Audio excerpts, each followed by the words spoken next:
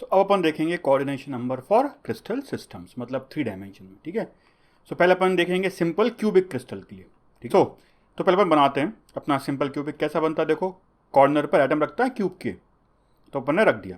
इसको अपन space field model बनाते हैं, वो ज़्यादा इंपॉर्टेंट है, तब समझ में आएगा अच्छे से। 2 3 4 5 6 7 8, तो ये अपने 8 एटम्स बन गए, ठीक है। इसका स्ट्रक्चर मैं एक बार रिपीट कर देता हूँ कैसा होता है, ठीक है। याद है, ये दिख रहा होगा साफ साफ, तो ये एटम इसको टच कर रहा है, इसको टच कर रहा है, इसको टच कर रहा है, बट ये एटम इस वाले को टच नहीं कर पाएगा। समझ में आ रहा है?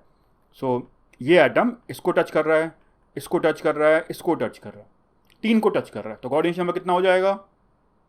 3 नहीं बोलेंगे भाई, क्योंकि बगल में भी लैटिस होगा, हमें सबका देखना पड़ेगा।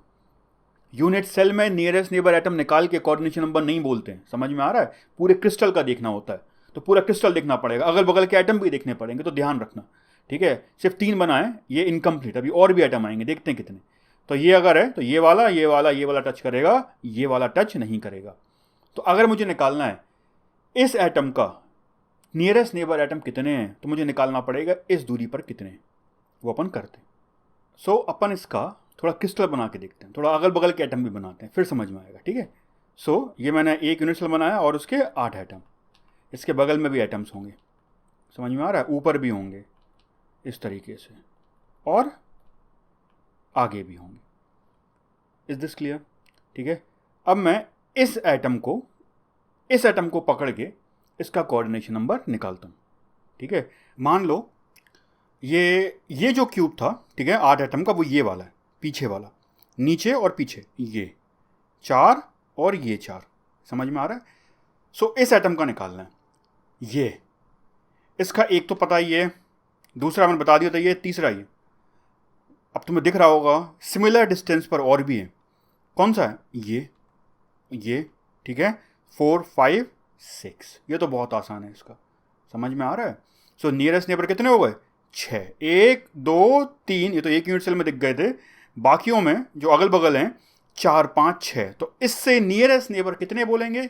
6 बोलेंगे, समझ में आ रहा है? 3 नहीं बोलना, ये ध्यान रखना, क्रिस्टल का निकाला जाता है, ठीक है, यूनिट सेल का नहीं। So coordination number of this crystal, कौन सा? सिंपल क्यूबिक, कितना आएगा? या नियरेस्ट नेबर कितना आएगा?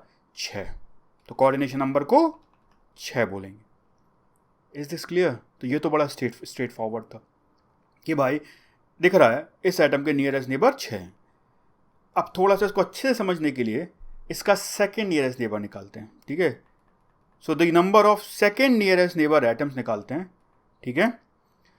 तो कौन कौन सा हो सकता है? देखो ये भी हो सकता है, ठीक है, और ये भी हो सकता है, तो निकालना पड़ेगा। ये बहुत सारे ऑप्शन दिख रहे हैं अपन को, ठीक है, इसमें से काफ़ी सेम होंगे, मतलब सेकेंड नियरेस्ट पे हो जाएंगे या थर्ड पे, ओपन देखते हैं।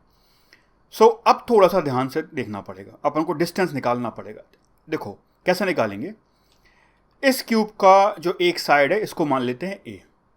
अगर ये ए है, ठीक है, तो मैं ये निकालता हूँ इसका और इसके बीच का डिस्टेंस कितना है, वो कितना होगा? साफ दिख रहा है, √2a, 90 होता है डिग्री एंगल, ठीक है।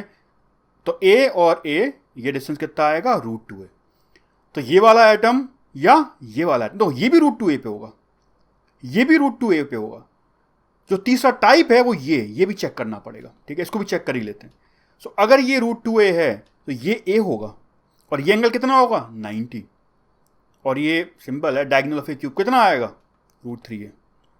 सो ये जो एटम है वो √2a की दूरी पे आ रहे हैं, और ये जो डायगोनली अपोजिट एटम आ रहे हैं क्यूब के अंदर वो √3a पर आ रहे हैं। तो पास में कौन सा हो गया? √2a वाला। तो सेकेंड नियरेस्ट नेबर एटम कौन से हो जाएंगे? √2a वाले, और थर्ड नियरेस्ट नेबर √3a वाले। ऐसे करना है। तो अब √2a वाले देखते हैं, ठीक है। अब यहाँ देखते हैं, यहाँ तो दिख रहा है एक ये हो गया, 2 ये, तीसरा ये, बट ये एक यूनिट सेल के अंदर है, पूरे क्रिस्टल में देखना पड़ेगा। तो ये जो अपना एटम है इसके रिस्पेक्ट में अपन निकालते हैं सेकेंड नियरेस्ट नेबर एटम। समझ में आ रहा है? खुद से ट्राई करो, फिर देखो तो ज़्यादा अच्छा है। मैं बताता हूँ कौन कौन से हैं। सो देखो ये 1 2 3, यहाँ पर देखते हैं 1, ठीक है, 2 3 4 5 6 7 8 9 10 11 12। इसके रिस्पेक्ट में देखो ये सारे जो 12 बनाए हैं मैंने वो रूट टू ए की दूरी पर हैं। देखो कैसे, ये ए ये रूट टू ए पर है, ठीक है, ये ए ये भी रूट टू ए की दूरी पर है, ये रूट टू ए रूट टू ए रूट टू ए रूट टू ए, समझ में आ रहा है। फिर देखो यहाँ पर ए और ए ये रूट टू ए की दूरी पर, तो रूट टू ए पीछे वाला रूट टू ए, तो मैं दिख रहा है हर ऐसे प्लेन में, इस प्लेन में 4 हैं, इस प्लेन में 4 हैं, इस प्लेन में भी 4 आएंगे, इस तरीके से रूट टू ए रूट टू ए रूट टू ए रूट टू ए रूट टू ए रूट टू ए रूट टू ए रूट टू ए, और ये देखो इस प्लेन में ये ए ये रूट टू ए रूट टू ए रूट टू ए रूट टू ए, समझ में आ रहा है। तो सेकेंड नियरेस्ट नेबर एटम कितने हो गए? 12। थर्ड निकालें, अब तो बता दिया मैंने, साफ साफ दिख रहा होगा, फिर भी इस तरीके से करते हैं। सो अपन निकालते हैं ये number of third nearest neighbour atoms. कैसे निकालेंगे? इसके मैंने बताया डायगनली अपोजिट देखना है, मतलब इसका डायगनली अपोजिट यहां पर हो जाएगा, इसका ये यहां पर, हर यूनिट सेल के अंदर, समझ में आ रहा है। सो कितने हो जाएंगे? देखो ये एक डायगनली अपोजिट, ठीक है, ये वाला हो गया ये, फिर इस यूनिट सेल का डायगनली अपोजिट 2, इसके अपोजिट 3 जो बच्चे हैं एक्चुअली, 4 5 6 7 8, दिख रहा है 8, ऐसे करना होता है। तो number of third nearest neighbour atoms कितने हो गए? 8। First nearest 6, second nearest 12, third nearest 8। Is this clear? तो ये अपन ने सबसे सिंपल वाला देख लिया, सिंपल क्यूबिक।